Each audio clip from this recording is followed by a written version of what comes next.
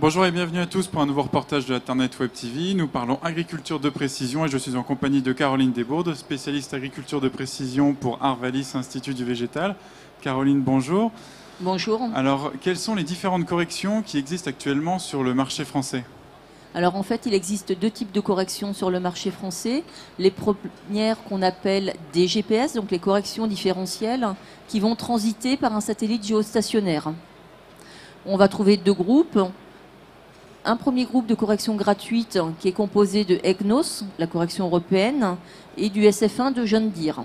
Ce premier groupe de correction va plutôt être utilisé pour des interventions rapides pour éviter de cumuler les erreurs. Le deuxième groupe correspond à des corrections sous abonnement qui vont permettre de faire du 3 cm entre passages et donc de permettre d'envisager tout ce qui va être semis sans retour au même endroit. Donc ça, c'était le premier type de correction, les corrections différentielles. Le deuxième type, c'est le RTK. Donc le RTK permet d'avoir une précision de 2 cm à l'antenne avec deux modes de transmission, soit une radio, c'est-à-dire que j'ai une base RTK qui est dans un rayon de 10 km du tracteur. Il faut que la marque de l'autoguidage soit la même que la marque de la base RTK. Et on aura une position de 2 cm à l'antenne. La deuxième mode de transmission, c'est le téléphone mobile, où là, la correction est calculée par rapport à un ensemble de bases qui est compatible avec l'ensemble des autoguidages et qui permet également d'avoir une précision de 2 cm. Donc sur le marché, on retrouve deux types de corrections, les corrections différentielles et le RTK.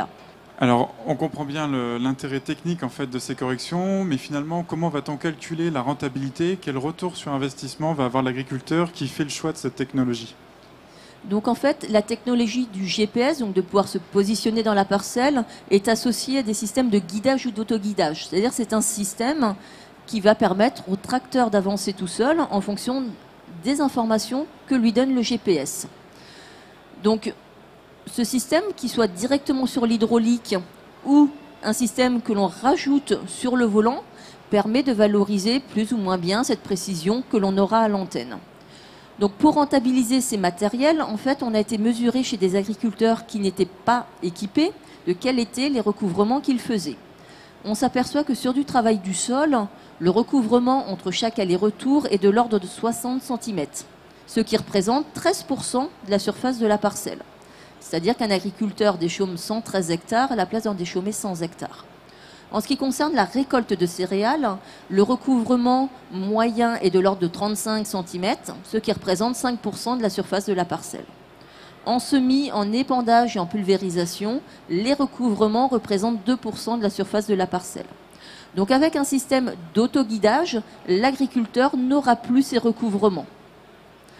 Donc en termes de calcul pur, cela veut dire qu'avec un autoguidage, on supprime ces recouvrements. Sur une rotation colza et orge, ça représente un gain de 10 € par hectare et par an.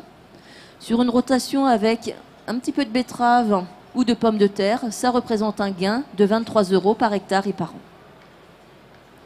Donc, au global, la rentabilité de ces matériels d'autoguidage, qui coûtent, on va dire, entre 10 000 et 15 000 € sur du RTK, selon la surface, peut se faire entre 2 et 5 ans. Alors, est-ce qu'il existe d'autres applications d'agriculture de précision ? Quelles sont les autres technologies que l'on peut utiliser aujourd'hui dans les cours de ferme et dans les champs ? Donc effectivement, on a mentionné tout ce qui était guidage, autoguidage. Les autres applications que l'on trouve au GPS, c'est les coupures de tronçons sur pulvérisateur, donc pour éviter les recouvrements avec les fourrières. On trouve également des coupures de tronçons virtuelles, si on peut dire, sur les épandeurs à engrais. Mais on va l'avoir également sur les semoirs monograines et également sur les semoirs, on va dire, plus classiques à céréales. Ce qui arrive vraiment là, au niveau du CIMA sont des coupures bus par bus sur pulvérisateur qui tendent à se généraliser. Caroline Desbourdes, merci beaucoup. Merci à vous.